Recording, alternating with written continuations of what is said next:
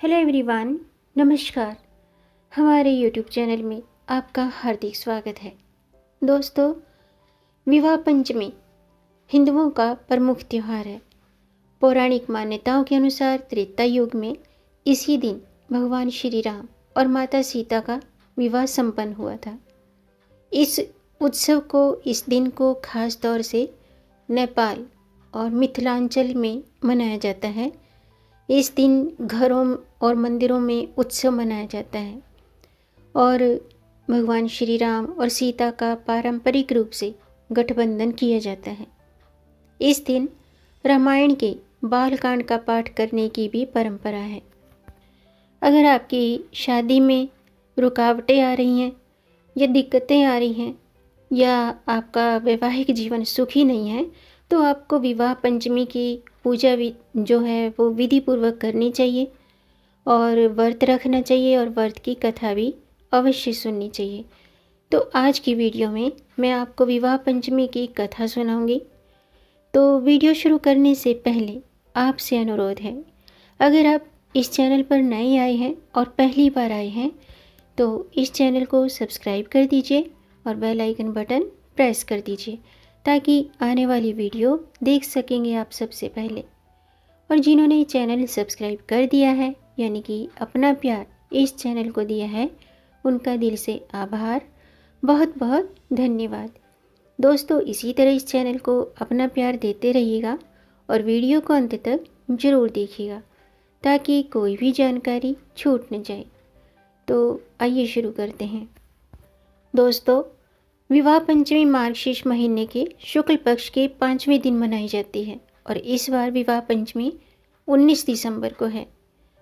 और विवाह पंचमी की जो तिथि है वो वैसे तो 18 दिसंबर को शुरू हो चुकी है। 18 दिसंबर दोपहर 2:22 से शुरू होकर के 19 दिसंबर के दोपहर 2:14 तक पंचमी तिथि समाप्त होगी। यानी कि जो विवाह पंचमी का उत्सव है वो 19 दिसंबर को मनाया जाएगा। हिंदू धर्म में विवाह पंचमी का विशेष महत्व है, लेकिन इस दिन कई जगह विवाह नहीं किए जाते हैं। खासकर मिथिलांचल में और नेपाल में इस दिन विवाह नहीं करने की परंपरा है। दरअसल सीता का वैवाहिक जीवन दुखद रहा था, इसी वजह से लोग विवाह पंचमी के दिन विवाह करना उचित नहीं मानते हैं। ऐसा माना जाता है कि 14 वर्ष के वनवास के बाद भी राम ने गर्भवती सीता को त्याग दिया था और उन्हें महारानी का सुख नहीं मिल पाया था। इसलिए विवाह पंचमी के दिन लोग अपनी बेटियों का विवाह नहीं करते हैं। लोगों का मानना है कि विवाह पंचमी के दिन विवाह करने से कहीं सीता की तरह ही उनकी बेटी का वैवाहिक जीवन भी दुखमय न हो जाए। यही नहीं, विवाह पंचमी के दिन राम कथा का अंत राम और सीता के विवाह पर ही हो जाता है। दरअसल दोनों के जीवन के आगे की कथा बहुत दुख भरी और कष्टों से भरी है और इसका शुभ अंत करके ही कथा का समापन कर दिया जाता है। अब मैं विवाह पंचमी की कथा शुरू करती हूँ। अगर आपने व्रत रखा है या व्रत नहीं भी रखा है तो आप इस कथा को जरूर ध्यान से सुनिएगा। पौराणिक मान्यताओं के अनुसार सीता माता का जन्म धरती से हुआ था। कहा जाता है कि राजा जनक हल जोत रहे थे, तब उन्हें एक बच्ची मिली और उसे वे अपने महल में ले आए और पुत्री की तरह उसे पालन पोषण करने लगे। उन्होंने उस बच्ची का नाम सीता रखा। लोग उन्हें जनक पुत्री सीता या जानकी कहकर पुकारते थे। ऐसा माना जाता है कि माता सीता ने एक बार मंदिर में रखे भगवान शिव के धनुष को उठा लिया था। उस धनुष को परशुराम के अलावा किसी ने नहीं उठाया था। उसी दिन राजा जनक ने ये फैसला लिया था, ये निर्णय लिया था कि वो अपनी पुत्री का विवाह उसी के साथ करेंगे जो इस धनुष को उठा पाएगा। फिर कुछ समय बाद माता सीता का विवाह के लिए राजा जनक ने स्वयंवर रखा।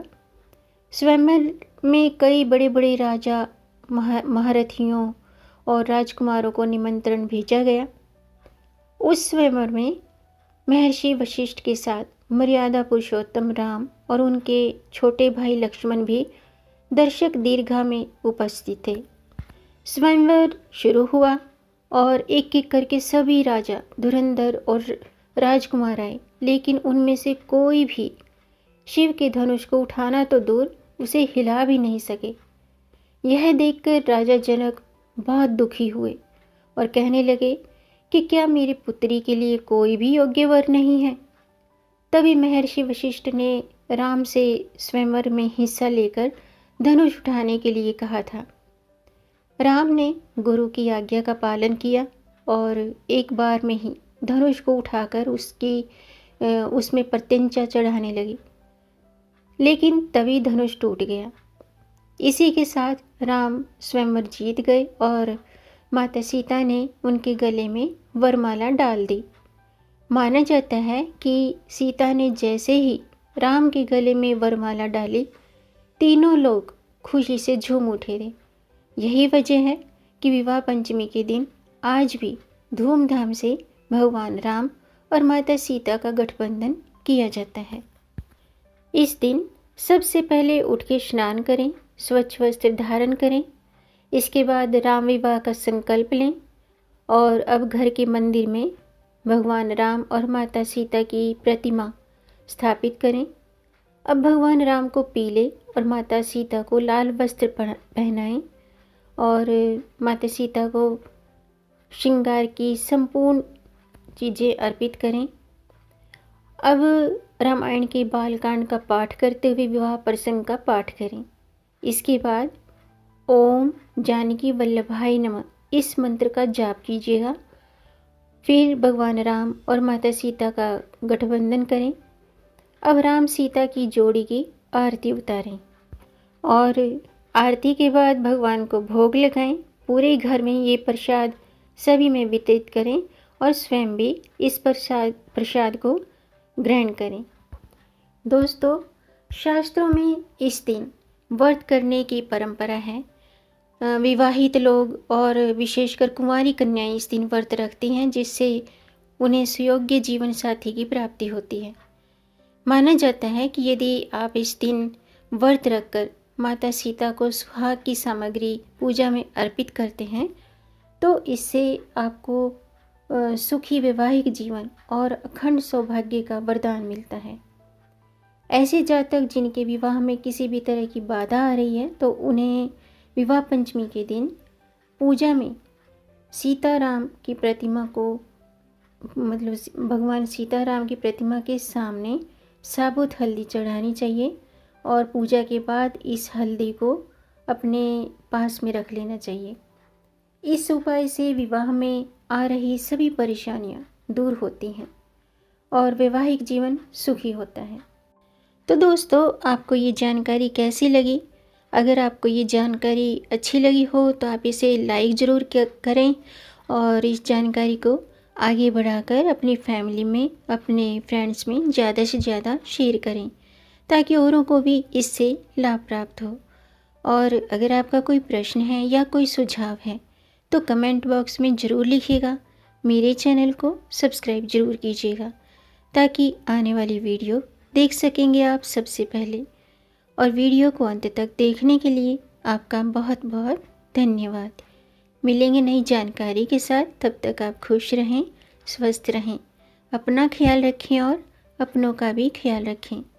जय सिया राम, हर हर महादेव। विवाह पंचमी की आप सबको हार्दिक शुभकामनाएं।